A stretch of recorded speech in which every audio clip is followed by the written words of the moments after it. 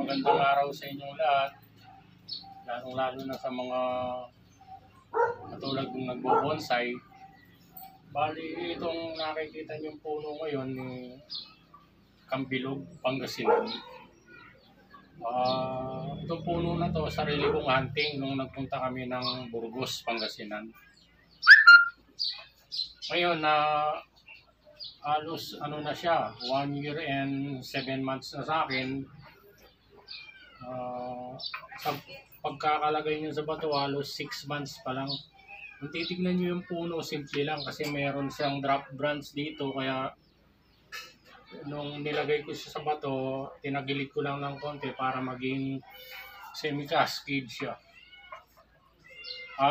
Kanina may punong-puno na siya ng dahon, kaya lang nag-defoliate ako para makita ko yung mga sangad niya sa loob.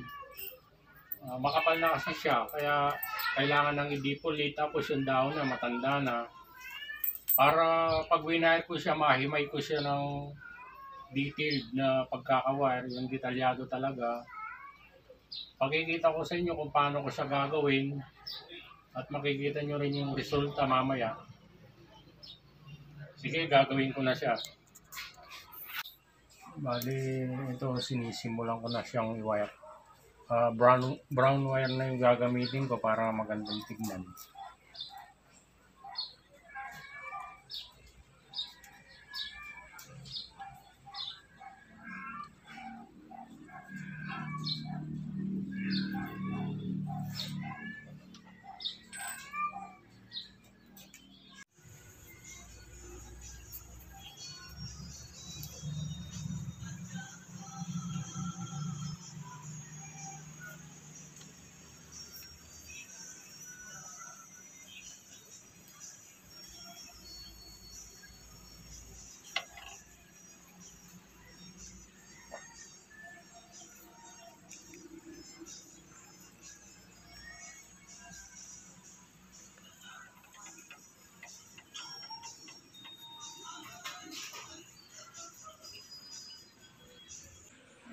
Bali, ito katatapos lang po ng ginawa ko, kaka-wire niya.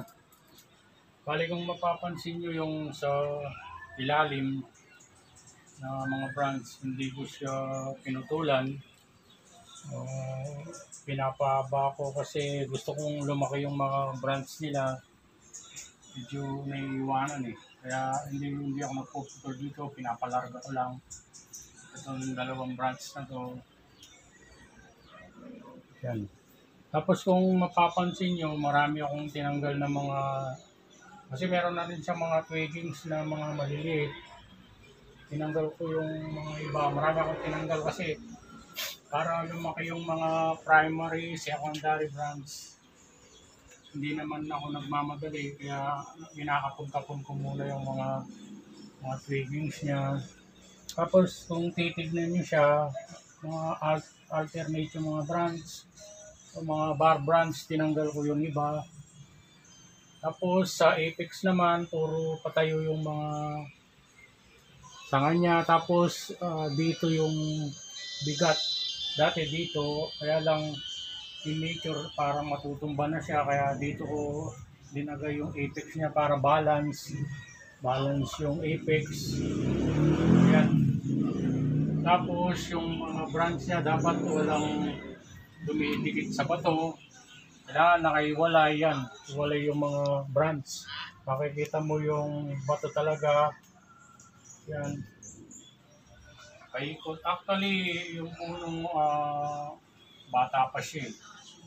Matagal-tagal pa rin. Pero kahit pa paano, kung titignan mo siya, iikot ko siya. Kung titignan mo siya, semi na siya tignan, pero matagal-tagal pa siya. Puro mga 3 years pa bago siya tumanda, lalong gumanda Yun. Ito na yung kinalabasan ng ginawa ko na simpleng materials lang, na ang nagpaganda sa kanya yung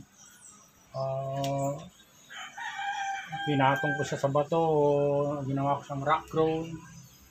Kasi nga meron siyang drop branch dito na malaki. para maging semi-cascade kahit papano. Kasi kung diretso ko lang siyang itanim, napakasimple, diretsong puno lang siya.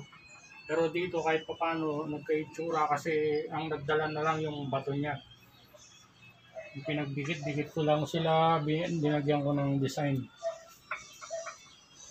Sana mga kabonsai na gusto niyo yung mga ginawa ko ngayon.